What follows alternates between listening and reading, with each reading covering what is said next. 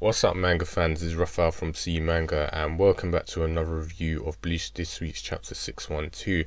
And I'm so glad Bleach is back. It's been a while since we last had a chapter. I was really excited this morning when I saw a new chapter had been released. But this reason for that was the unfortunate situation with Kubo. A few weeks back, he had fallen ill and was admitted to hospital. And I heard last week he, only recently came out, finished the other half of the chapter, and his condition still isn't 100%. So I really hope he does get better soon, because like everyone else, he's only human, and there's no reason for him to stress himself out for a chapter. He should get better first. So get better soon, Kubo.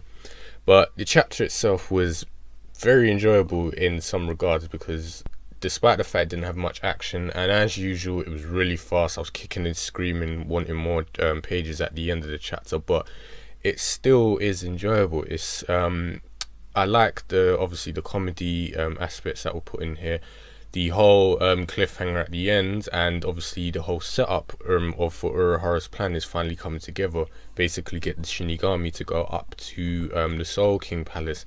So it's like another invasion time, and I'm kind of glad, because as I said before, Ichigo's current group isn't strong enough to take on Yhwach, let alone the elite guards. So speaking of Yhwach, he actually seems like he has killed the Soul King, and he seems so resentful towards him, like, all the suffering and humiliation I've experienced so far, I'm going to end it now. And he even in some way mocks him. He's like, you're an imperfect god who cannot run away, and it's like, your guards have failed to defend you because they've all been slaughtered. And imperfect does seem quite right, because the Soul King doesn't actually have any arms, and he does seem incapable of moving. It seems like he's more like I'd say a symbol, a generator, in terms of keeping all the worlds in balance, rather than an actual thing. So it's like he's just as a soul without no, I'd say, not conscious, but he can't actually do much other than just exist. So yeah, it does seem relevant saying imperfect. But interesting enough, Yhwach did mention that the Soul King was expecting this day. My father, farewell, the Soul King, the one who can see into the future. So it does seem like Yhwach is indeed, his son, the Soul King, can see into the future as well. So I hope we get more information on that, because it still is a bit sketchy right now. But I'm definitely looking forward to see, obviously, what happens now that the Soul King is apparently dead, and what effects that's going to be. Because it seems like Yhwach most likely has gotten a new power up or something by the end of this chapter. So back down in the Seireitei, we see Rukia and Renji have arrived at the building where Urahara is, and Shinji, Omaida are there. And this part was actually one of the funny parts in the chapter, where Omaida was basically gloating about how they survived Batsubi's attack, but with the power of their Zanpakuto. And Renji's like, why is your sister here? And he's arguing, saying, don't worry about that, she's tired and just went to sleep, and you're gonna wake her up. And Soifun, I definitely think, took to the stage in this chapter when she silenced him, saying, you're being too loud.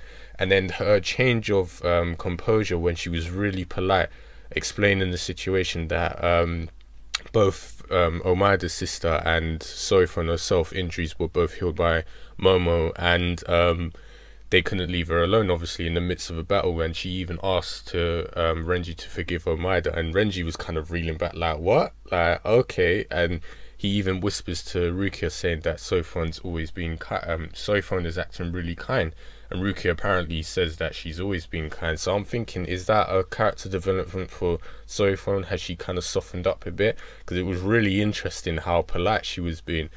But I find what was more hilarious with Soifun was her reaction to Yushiro, because she hadn't seen him in a while apparently, and when she seen how grown up, she was blushing and everything, like, look how much you've grown up, like, would you like some pocket money? That part had me rolling up, and that was hilarious. But yeah, the reason why they've all been there, Shinji apparently said all captains and lieutenants had to abandon everything they've done to come and meet there at the laboratory where Urahara is. And in the laboratory we can see Byakuya is there already with Nano and Urahara himself.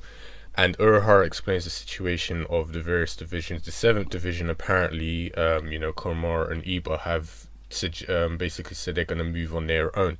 And from what we see in that little panel, it looks like Komamura is actually still in his animal form and standing next to Iba. And I was thinking, oh, so he is okay, and it looks like he somewhat can communicate, I guess. I'm just making assumptions right there, but from what I saw, that was definitely Komamura standing next to Iba in his dog form. We see that we're also told that the 3rd division, 9th division, and 12th division will move together, and that's kind of obvious because Mayuri has Rose and Kensei as zombie puppets now, so they're all that's 3 more captains that are gonna join the cause. Byakuya apparently is going to join later. Kenpachi and Ikaku Yumichika, along with Hisagi, are all receiving treatment. But only Kenpachi is the one who's in serious condition, so maybe Ikaku, Yumichika, and Hisagi will join the fray later. Koryaku, as we know, is on his way to room 46 to discuss whatever he was going to discuss with Central 46.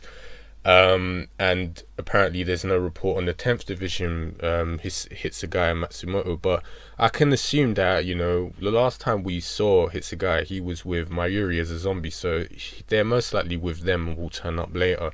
So, yeah, at this point there's still some people missing, and there's still obviously some people that are on their way to arrive.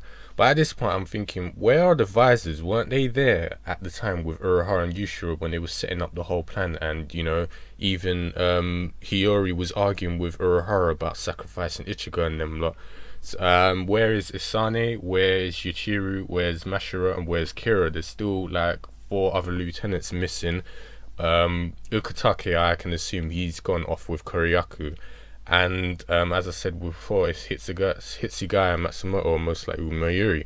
So after all of that information was revealed about the several divisions, Urahara reveals that they're going to break into the Soul King Palace, and that the heavenly armor that Yushirobu and the pedestals created by Mayuri will help them basically be able to break through up into the Soul King Palace. And with the many captains, if they will gather there and use the spiritual pressure, that will help, basically give them a path to go up to the Soul King Palace. So, don't know when that's going to happen, because with Kubo, it could be next chapter, it could be the next 20 chapters, when he'll actually let, the Shinigami arrive. I hope it is soon, because I can't wait to see them arrive. But back in the actual Soul Palace, I feel like things are going to be bad. Ichigo and his company are rushing in towards obviously the main palace, and this is when Ichigo looks up and Ichibei looks up as well, and he apologizes, stating that they can't defeat Yhwach. So at this point I'm thinking things are definitely going to go bad up in the Soul King Palace. It does seem like they are sacrificial lambs to buy time for Urahara and co to get there, which I'm a bit annoyed about. But obviously I don't think they're going to die. I just feel like they're probably going to get beat down, and maybe the Shinigami will arrive just in time to back them up. But definitely something bad's going to happen. Whatever Yhwach has become now, I feel like he most likely he's got a new power up, or it's just they're feeling the effects of the Soul King's death. But as I said, there's so much to expect next chapter. This is definitely one of those setup chapters. There's so many people missing, so many people who's going to join in the fray. Like I said, there's just lots to look forward to, and I can't wait to see what happens next. So this is more or less all I could think about in this chapter. As I said before, it was a setup chapter, nothing more, nothing less, and I can't wait for next week. So you guys let me know what you think. Did you enjoy this chapter? Let me know what you think will happen next, and I'll speak to you guys next week.